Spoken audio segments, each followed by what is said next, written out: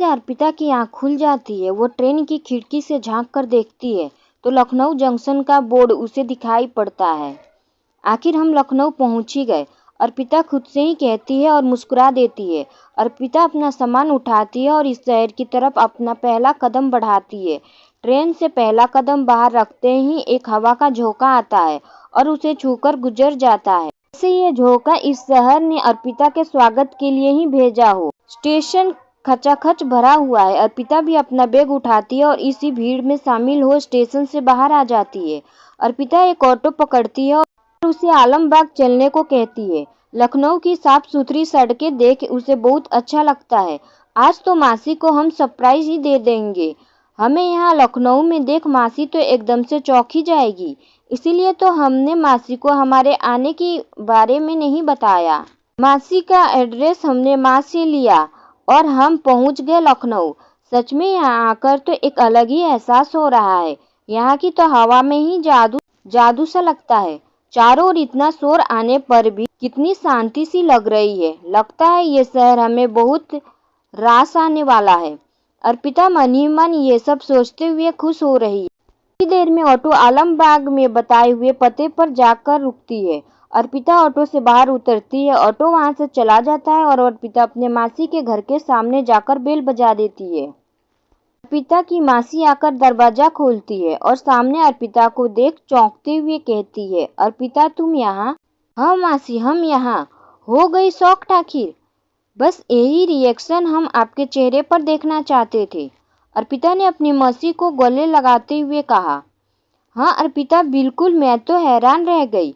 मैं तो कब से कह रही थी तुमसे कि लखनऊ घूमने आओ, लेकिन तुम ही नहीं आई। अच्छा किया जो चली आई, मेरा भी अब मन लगा रहेगा। अरे दरवाजे पर ही काहे रुक गए हो, आओ अंदर, मासी ने कहा तो अर्पिता अपना बैग उठाकर अंदर आ जाती है। घर अच्छे से मेंटेन किया गया होता है। अंदर जाते ही सामने हॉल होता है। उसी से सटे हुए सारे कमरे और रसोई होते हैं जो मिलकर अर्धचंद्र आकार बनाते हैं। उस घर में कुल मिलाकर 5 सदस्य होते हैं। बीना जी, मासी, हेमंत जी, मौसा जी, आरव बीना जी का बेटा, किरण बीना जी की बेटी और सबसे बड़ी और घर की मुखिया दया देवी जी, हेमंत जी की माँ। आरव और किरण अपने कॉलेज गए हुए होते हैं।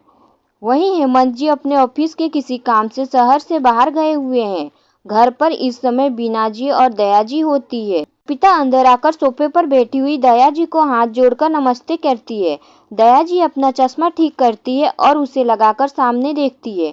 कौन? अर्पिता। नमस्ते नमस्ते, दया जी ने बड़ी ही मधुर आवाज से कहा। जी हम हैं दादी माँ, अर्पिता ने बड़ी ही शालीनता से कहा। अच्छा अर्पिता तुम यहाँ बैठो, मैं पानी लाती हूँ, बीना जी ने मुस्कुरा कर कहती है और रसोई में जाती है। ठंडा पानी लाकर अर्पिता को देती है। थैंक यू मासी, अर्पिता ने बीना जी से कहा और उनके हाथ से बोतल ले सारा पानी पी जाती है। बीना जी वहीं बैठ जाती है। अर्पिता और बीना जी कुछ देर बातचीत करती है। बीना जी, अर्पिता तुम थक गई होगी, ऐसा करो किरण के कमरे में जाकर पहले चेंज कर फ्रेश हो जाना, फिर थोड़ा रेस्ट कर लेना, ठीक है? जी मासी, अर्पिता ने कहा और वहां से उठकर कमरे में चली जाती है। अर्पिता के कमरे में जाने के बाद बीना जी दया जी से कहती है, माँ जी अर्पिता इस शहर में आगे पढ़ने के लिए आई है। अगर आपको कोई दिक्कत ना हो तो क्या यह हमारे साथ यहीं रुक सकती है? वो क्या है ना, अगर किसी अपने के साथ ही रहे तो बच्चे साथ साथ उसके पेरेंट्स को भी कोई चिंता नहीं रहती है। बीना जी की बात सुन दया जी कहती है, अरे बीना यह कोई पूछने वाली बात है, अर्पिता जब तक चाहे यहाँ रह सकती है। दया जी की बात सुन बीना जी दया जी को धन्यवाद कहती है और रसोई में चली जाती है। धीरे धीरे शाम हो जाती है। आरव किरण दोनों घर आ जाते हैं। अर्पिता को देख दोनों बहुत खुश होते हैं और तीनों बैठकर गप्पे मारने लगते हैं। अगले दिन किरण और आरव कॉलेज के लिए तैयार होकर नीचे डाइनिंग पर आ जाते हैं। अर्पिता भी नहा धोकर तैयार हो नीचे आ जाती है। पीले रंग का चिकन का कढ़ाई वाली लॉन्ग कुर्ती पहनी हुई थी जो उस पर खूब फब रही है और वो बहुत सुंदर लग रही है। बीना जी अर्पिता से कहती, आओ बैठो तुम भी हम सबके साथ नाश्ता कर लो। जी मासी, लेकिन दादी माँ अब तक नहीं आई। तुम खाओ बिटिया, वो अभी स्नान वगैरह कर ध्यान पूजा करेंगी, उसके बाद तुलसी को जल अर्पण करके ही वो अन्न ग्रहण करती है। क्या सच में मासी? इसका मतलब क्या दादी माँ बदल गई है? पहले जब हम उनसे मिले थे तब तो वो ऐसा नहीं करती थी, बल्कि उन्हें भूख बहुत लगती थी तो सुबह उठने के आधे घंटे बाद ही उन्हें कुछ न कुछ खाने के लिए चाहिए होता था। अर्पिता ने थोड़ी तेज आवाज में कहा, जिसे सुनकर किरण आरव के साथ साथ बीना को भी हंसी आ जाती है, लेकिन बीना जी अपनी हंसी दबा लेती है। कुछ ऐसा ही समझ लो अर्पिता, बीना जी कहती है। अच्छा किरण, एक काम करो, तुम आज अर्पिता को अपने साथ कॉलेज ले जाओ। शाम तक तुम्हारे पापा आ जाएंगे, तब मैं उससे अर्पिता की पढ़ाई के विषय में आगे बातचीत कर लूंगी, क्योंकि इसको म्यूजिक टीचर बनना है तो उसी से रिलेटेड कॉलेज भी देखना होगा। तुम्हारे पिता से इस बात का डिस्कशन कर कल उसका भी दाखिला किसी अच्छे कॉलेज में करा देंगे। आज ये घर बोर हो जाएगी तो तुम इसे अपने साथ ले जाओ। श्योर माँ, मुझे भी अर्पिता के साथ बड़ा मजा आएगा। क्यों अर्पिता, चलोगी मेरे साथ? किरण ने पूछा। ठीक है, हम अपना बैग लेकर आते हैं। तुम एक काम करना, हमें लाइब्रेरी से कुछ किताबें एक्सक्यूज करा देना और तुम अपना लेक्चर अटेंड कर लेना, ठीक है? अर्पिता ने कहा और अंदर कमरे से अपना बैग उठा लाती है। अब चलो, अर्पिता ने कहा। किरण कहती है और दोनों बीना से के वहां से कॉलेज के लिए निकल जाती है और कुछ देर बाद दोनों कॉलेज पहुंचती है। अर्पिता किरण का कॉलेज देखती है और उसे कहती है, अर्पिता, किरण, तुम्हारा कॉलेज तो बहुत बड़ा है और काफी सुंदर भी है। किरण, हाँ अर्पिता, मेरा कॉलेज काफी बड़ा है। यह कैंपस जो है, तुम घूमते हुए लगभग थक ही जाओगी। लेकिन हमें कैंपस नहीं घूमना है, तुम तो हमें बस अपने कॉलेज का पुस्तकालय ही ले चलो। हमें तो बस किताबों की दुनिया में ही घूमना भाता है, अर्पिता ने मुस्कुराते हुए कहा। ओके डियर, चलो फिर, कहते हुए किरण अर्पिता को कॉलेज की लाइब्रेरी में ले जाती है। किरण, लो आ गया पुस्तकालय। अर्पिता पुस्तकालय को गौर से देखती है। काफी बड़ा कमरा होता है, चारों ओर बस किताबों ही किताबें। अर्पिता को यूं गौर से देखता पाकर किरण उससे धीरे से कहती है, अर्पिता, आराम से देखती रहना, पहले तुम अपने पढ़ने के लिए किताबें चुन लो, क्योंकि मुझे यहाँ लेक्चर अटेंड करने भी जाना है। मेरे पास कार्ड है तो मैं एक्सक्यूज करा दूंगी, फिर तुम उन्हें चाहे वहाँ रीड करो या घर पर, ठीक है? हाँ, देख लेते हैं, अर्पिता कहती है और रैक की तरफ बढ़ जाती है और वहां से कुछ किताबें चुनती है जो हिंदी साहित्य से संबंधित होती है और एक किताब चुनती है जो संगीत जगत के रिलेटेड होती है। अर्पिता 3 किताबों चुनकर किरण से के पास आ जाती है और उसे किताबों देते हुए कहती है, अभी के लिए हम ये 3 पुस्तकें चुनकर ले आए हैं, तुम इन्हें अपने कार्ड से स्क्यू करा दो, हम इन्हें 2 दिन बाद लौटा देंगे। ठीक है, कहते हुए किरण लाइब्रेरियन के पास जाती है और अपना कार्ड देकर किताबें स्क्यू करा लेती है। किरण, अर्पिता, ये लो अपनी किताबें, यहाँ बैठकर आराम से पढ़ लो, मैं क्लास लिए निकलती हूँ, ठीक है? बाय, 2 घंटे बाद आकर मिलती हूँ, कहते हुए किरण वहाँ से निकल जाती है। बाय, अर्पिता ने कहा और खाली जगह देखकर बैठ जाती है। जिस जगह पर अर्पिता बैठी हुई होती है उस जगह पीछे दीवार पर एक फैन लगा हुआ है। हवा उसके ऊपर भी पड़ रही है। उसी हवा की वजह से उसका दुपट्टा उड़ रहा होता है और उसका एक सारा उड़कर वहीं पास ही में बैठे व्यक्ति के हाथों पर जाकर गिरता है।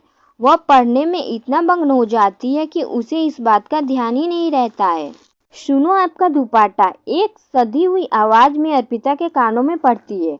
वो आवाज की तरफ देखती है। उसके पास ही करीब 30 बरस का एक सांवला सा लड़का बैठा है जो उसकी तरफ देख रहा है। वो उस लड़के को तरफ देखती है तो वो कहता है, सुनो आपका दुपट्टा। न जाने क्या दिखता है उसे उसके चेहरे की, वह उसकी तरफ घिसती चली जाती है। सुनिए, कहाँ खोई है? आप अर्पिता को अपनी तरफ यूं देखता पाकर वो उसे दोबारा कहता है। जी, अर्पिता ने हड़बड़ाते हुए कहा, आपका दुपट्टा, ये मेरे हाथों पर, प्लीज हटाइए इसे, उस लड़के ने बड़ी सहनीयता से कहा। सॉरी, अर्पिता ने कहा और वो अपना दुपट्टा संभाल लेती है। लड़का मुड़कर वापस से अपने कार्य में लग जाता है। अर्पिता उसे एक पल को देखती है और वापस से बुक पढ़ने लग जाती है। उसके मन में अभी भी उसके कहे हुए शब्द ही गूंज रहे थे, सुनो आपका दुपट्टा। पढ़ते हुए भी उसके चेहरे पर मुस्कान आ जाती है। वह एक बार फिर उसकी तरफ देखती है। सहनीयता से पढ़ता हुआ देख वह खुद ब खुद उसे देखने लगती है। हाय अर्पिता की आवाज से उसका ध्यान टूटता है। ओह गॉड, हम ये क्या कर रहे हैं, अर्पिता खुद से कहती है और नजरें फिर सामने देखती है जहाँ किरण उसके सामने वाली कुर्सी पर बैठी है। अर्पिता स्माइल करती है। किरण उसे अभी आने का कहती है और अपनी बुक ले वहीं लाइब्रेरी में मौजूद एक प्रोफेसर के पास आकर कुछ डाउट क्लियर करने लगती है। उसके पास जो लड़का बैठा होता है वो अपने हाथ में बंदी घड़ी देखता है, फिर खड़ा हो अपनी किताब उठाकर अपने बैग में रख लेता है और जल्दी जल्दी कदम बढ़ा वहां से चला जाता है। अर्पिता जब उसकी तरफ देखती है तो उसके व्यक्तित्व का देख उसके मुख निकलता है, oh my God, how attractive and charming personality. उसकी नजरें दरवाजे तक उस लड़के का पीछा करती है। आंखों से ओझल होने पर वह वापस से अपनी किताब की तरफ ध्यान देने लगती है। उसका ध्यान नहीं लगता। उसके जेहन में उसके कहे वह 3 शब्द, सुनो तुम्हारा दुपट्टा, बार बार लगातार घूम रहे थे। उसकी नजर वापस उस जगह पड़ती है जहां वह बैठा हुआ था तो एक मुस्कुराहट उसके चेहरे पर आ जाती है। ये क्या हो रहा है हमें? ओह गॉड, हमारा मन ही नहीं लग रहा है। हम कुछ देर बाहर ही निकल जाते हैं, यहाँ रहेंगे तो ऐसे ही उलझन में रहेंगे, सोचते हुए अर्पिता खड़ी हो जाती है। उसके खड़े होते ही उसके दुपट्टे से में उलझा हुआ लाइब्रेरी कार्ड गिर जाता है जो कि उसी लड़के का होता है। अर्पिता उसे उठा लेती है और उस पर लिखा नाम पढ़ती है, प्रशांत, प्रशांत मिश्रा। अर्पिता नाम को इस तरह से पढ़ती है जो सीधा उसके हृदय के गहराइयों में उतरता चला जाता है। कितना प्यारा नाम है, प्रशांत। ये अवश्य ही उसी लड़के का होगा। हम देखते हैं, उस शायद बाहर ही कहीं हो। अगर होगा तो हम उसे ही लौटा देंगे। कहते हुए अर्पिता उस कार्ड को लेकर बाहर चली जाती है। बाहर आकर वो चारों ओर देखती है लेकिन उसे प्रशांत कहीं नहीं दिखता है। अर्पिता, प्रशांत जी तो यहाँ कहीं नहीं दिख रहे हैं, लगता है वो जा चुके हैं। अब इसे हम अपने पास ही रख लेते हैं। दुनिया गोल है, अगर कभी घूमते हुए टकरा गए तब हम उन्हें लौटा देंगे। वैसे इसे लौटाने का दूसरा मौका भी यहाँ की लाइब्रेरी की ओर जाकर दे देना। हम ऐसा नहीं करेंगे, कम से कम एक याद तो हम अपने पास रखेंगे। सॉरी गौर जी, थोड़ा स्वार्थी हो गए हम, बस इतने सा ही। हाँ, मन ही मन गौर जी से कहती है और कार्ड अपने बैग में रख लेती है और फोन निकाल लेती है। अर्पिता, यार तुम यहाँ बाहर क्या कर रही हो? किरण ने लाइब्रेरी से बाहर आते हुए पूछा। अर्पिता, कुछ नहीं यार, वो हम यहाँ ये फोन अटेंड करने आए थे। अपना फोन दिखाते हुए अर्पिता ने किरण से कहा। ओह, अब बात करना लाइब्रेरी में तो अलाउड नहीं है, किरण ने कहा। अर्पिता ने खोए हुए कहा। वह किरण को कोई कार्ड के बारे में नहीं बताती है। अर्पिता, मैंने ना क्लास बंक कर दी है। अब मैं क्लास में थी, फिर भी मन में यही ख्याल आ रहा था कि यहाँ तुम अकेली हो तो मैं निकल आई वहाँ से। अरे यार, इसकी ज़रूरत नहीं थी, वैसे हम तो आराम से बैठकर पढ़ रहे थे। तुम अगर चाहो तो अपना लेक्चर ले सकती हो, अर्पिता ने कहा। अरे यार, अब मन नहीं है, चलो अब बाहर चलते हैं। मैं क्या सोच रही हूँ, चलो मॉल में चलते हैं, घूमकर आते हैं, किरण ने चहकते हुए कहा। ठीक है, हम मासी को फोन कर बता देते हैं, अर्पिता ने अपना फोन निकालते हुए कहा। अरे ओ मासी की चमची, क्या कर रही है? मासी को अगर पता चला कि मैं कॉलेज के लेक्चर रूम में ना होकर मॉल घूम रही हूँ, कसम से बहुत डांट पड़ जानी है। तुम उन्हें कुछ ना बोलो, हम लोग घर पहुँचने के टाइम पर ही घर पहुँच जाएंगे। कैसी बात कर रही हो तुम? हम कहाँ जा रहे हैं ये तो घर पर किसी न किसी को पता होना जरूरी है, अर्पिता ने किरण से कहा। ओ गॉड, मैं भी ना किससे सर खपा रही हूँ, किरण ने अपना सर पीटते हुए कहा। तुझे हमेशा वही करना है जो तेरे हिसाब से सही है। यार, हम मॉल ही जा रहे हैं, किसी जंग पर नहीं जो इतनी छोटी बात भी बतानी है। अच्छा ठीक है, हम तेरे बारे में मासी को नहीं बताएंगे, हम ये कहेंगे कि हम मॉल आ गए हैं। ओके, अब कोई बहस नहीं यार। कहते हुए अर्पिता अपना फोन निकाल लेती है और बीना जी से कॉल लगा देती है। बीना से, हेलो मासी, हम कॉलेज से निकलकर मॉल जा रहे हैं, कुछ सामान खरीदना है। आपसे यह पूछने के लिए फ़ोन किया है कि आपको मॉल से कुछ मंगाना है तो नहीं ले आएंगे। ना जी नहीं अर्पिता, हमें कुछ नहीं चाहिए। और आप अकेली क्यों जा रही है? किरण को भी बुला ले जाइए, वे मदद कर देगी आपकी। जी मासी, अर्पिता ने कहा। रखते हैं मासी, कहकर अर्पिता फ़ोन रख देती है। किरण अर्पिता के चेहरे की ओर तरफ देख रही होती है। उसके चेहरे पर टेंशन देख अर्पिता थोड़ा बनते हुए उससे कहती है, मासी ने कहा है कि अकेले क्यों जा रही हो, किरण को भी अपने साथ ले जाओ। किरण उसकी बात सुन खुशी से चिल्लाते हुए कहती है, सच में अर्पिता? फिर तो अच्छा नहीं, बहुत अच्छा है, चलो तो फिर देर क्यों करना। किरण ने बहुत ही उत्साहित होकर कहा। चलो कहते हुए अर्पिता और किरण दोनों ऑटो से मॉल के लिए निकल पड़ती है। किरण, एक बात बताओ, तुम मॉल में जाने की इतनी एक्साइटेडमेंट क्यों थी? क्या कुछ खरीदना है या फिर क्लासेस में बचकर टाइम पास करना है? अर्पिता ने किरण से पूछा। अर्पिता, तुम ये जासूसी करना छोड़ो, बात बस इतनी सी है कि आज मन नहीं था कॉलेज अटेंड करने का। किरण ने बेफिक्री से कहा। किरण, यार अब हम कोई छोटे बच्चे नहीं हैं, पोस्ट ग्रेजुएट में आ गए हैं, तो थोड़ा बहुत तो जिम्मेदार होना सीखना ही चाहिए, अर्पिता ने किरण से कहा। जिसे सुनकर किरण अर्पिता से कहती है, अरे अरे, अब तुम अपना ये अमूल्य ज्ञान मुझे घर जाकर देना, आराम से बैठकर सुनूंगी, अभी तो हम लोग चैन से मॉल में घूम ले प्लीज। किरण ने अर्पिता से बच्चों की तरह फेस बनाते हुए कहा। किरण का फेस देख अर्पिता को हंसी आ जाती है। चल ठीक है, घर ही ज्ञान देंगे तुम्हें, अर्पिता ने स्माइल करते हुए कहा। कुछ ही देर में दोनों मॉल पहुंचते हैं। आलमबाग का पॉपुलर मॉल में इस समय दोनों होती है। किरण तो चारों ओर देखती है और अर्पिता का हाथ पकड़ उसे फूड सेक्शन में जाती है। अर्पिता, मुझे भूख लगी है, चल पहले कुछ खा लेते हैं फिर कुछ और करते हैं, किरण ने अर्पिता से कहा। अर्पिता, चलो ठीक है, बताओ क्या लोगी, हम ऑर्डर करते हैं। तुम रहने दो, मैं यूं मेनू चेक कर लेती हूँ, फिर खुद ही ऑर्डर कर दूंगी। तुम बताओ तुम्हें क्या मंगवाना है? तो बालिके, आज के लिए तुम बस एंजॉय करो, किरण ने अर्पिता से कहा। हाँ ठीक है, नौटंकी वाली बेइज्जती, अर्पिता ने मुस्कुराते हुए किरण से कहा और अपनी बुक निकालकर उसे पन्ने पढ़ने लगती है। अरे वो मिस पढ़ाकू, अभी के लिए इन्हें अंदर रख दे, लाइब्रेरी के बुक है, कहीं खाने के कोई स्पॉट लग गया ना तो बहुत खराब लगेगा, किरण ने अर्पिता को टोकते हुए कहा। समझ रहे हैं कि बुक को स्टॉप क्यों लगाया जा रहा है? चल हम वैसे ही रख देते हैं, ठीक है, तुम चिंता मत करो, अपने चेहरे रिंकल्स ना बढ़ाओ, अर्पिता ने मुस्कुराते हुए किरण से कहा और किताब वापस रख देती है। किरण कुछ हल्का फुल्का ऑर्डर कर देती है और अर्पिता से बातचीत करने लगती है। इन दोनों का रिश्ता बहुत ही अनोखा है, बहनें तो हैं, इससे भी ज़्यादा बहुत ही अच्छी दोस्त है, जिसका मुख्य कारण तो किरण और अर्पिता का एक साथ बचपन गुजारना है। दोनों ने ही अपना बचपन अपने ननिहाल के साथ ही गुजारा है। किरण का यह दिया हुआ ऑर्डर आ जाता है तो वह उसे फिनिश करने लगती है, वही अर्पिता ने अपने लिए एक कॉफ़ी मंगवाई थी, उसे एंजॉय करने लगती है। देर में दोनों वहाँ से बाहर आ जाती है और दोनों शॉपिंग करने लगती है।